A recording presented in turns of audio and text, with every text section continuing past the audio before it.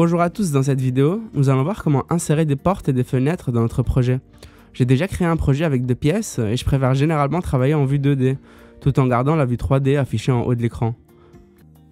Bien sûr, vous pouvez faire l'inverse si vous préférez, avoir la vue 2D en haut et la 3D en bas. Vous pouvez passer d'une vue à l'autre en cliquant sur le bouton passer en 3D ou directement depuis la barre d'outils. Nous sommes maintenant dans la section construction où se trouvent toutes les options pour créer une pièce. Allons dans porte.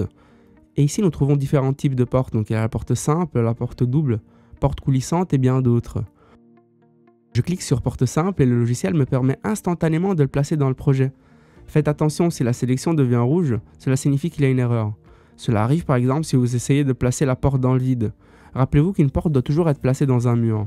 Le logiciel propose déjà des paramètres précis, ce qui rend le positionnement très facile et très intuitif. Si je veux que la porte soit exactement à 100 cm du mur, je peux le définir pendant que je la déplace, ou bien taper la valeur manuellement après coup et appuyer sur Entrée. De cette façon, la porte est parfaitement positionnée, et on peut immédiatement la voir en 3D en haut à droite.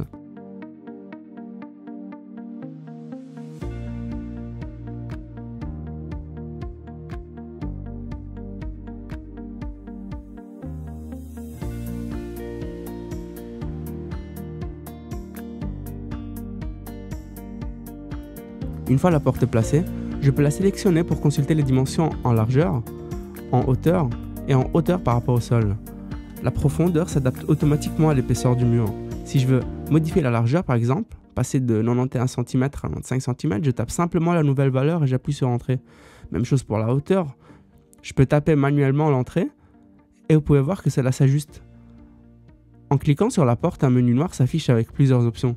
Remplacer la porte, changer le matériau, inverser le sens d'ouverture ou encore dupliquer. La fonction dupliquer est très utile lorsqu'on veut placer plusieurs portes identiques, donc de même dimension et de même style.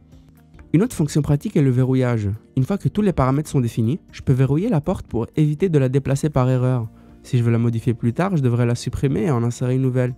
C'est très pratique pour les projets complexes car cela évite les mauvaises manipulations. Il existe aussi une option appelée matériaux traversants qui détermine si le revêtement de votre sol continue à travers la porte ou s'il change selon la pièce voisine.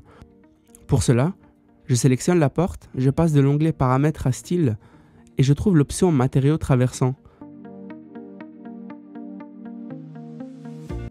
Passons maintenant au cadre de la porte. Je peux choisir de le garder ou de le supprimer complètement.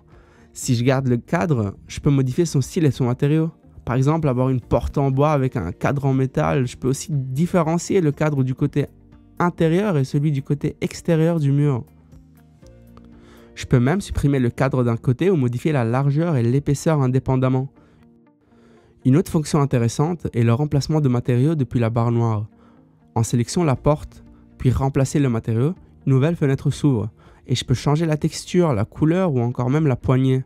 Sur la droite, on trouve plusieurs paramètres spécifiques pour personnaliser encore davantage l'élément. Une fois les modifications terminées, j'enregistre et le programme me demande si je vais appliquer les mêmes changements au montant de la porte. Dans le catalogue des textures, je peux choisir entre les textures standards ou les textures premium qui sont incluses dans l'abonnement Tilelook 3D Home Base, ou encore téléverser mes propres matériaux. Je peux aussi accéder au catalogue des modèles 3D dans la section Décor, Structure, où je trouve une grande variété de portes classées par type que je peux ajouter très facilement. Une fois la porte placée, je peux la modifier comme nous l'avons vu jusqu'ici. Certaines portes dites paramétriques offrent encore plus d'options. Par exemple, choisir des poignées différentes à l'intérieur ou à l'extérieur.